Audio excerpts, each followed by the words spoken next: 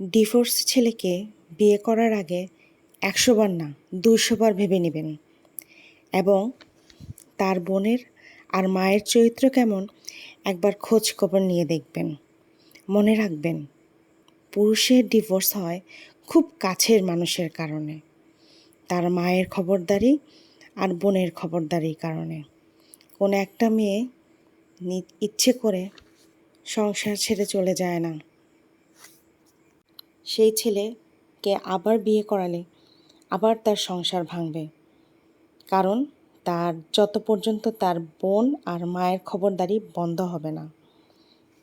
তাই ১০০ বার নয় ২০০ বার ভেবে চিনতে তারপর ডিভোর্সি ছেলেকে বিয়ে করবেন।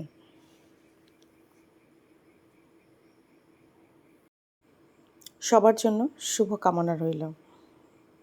আল্লাহ হাফেজ।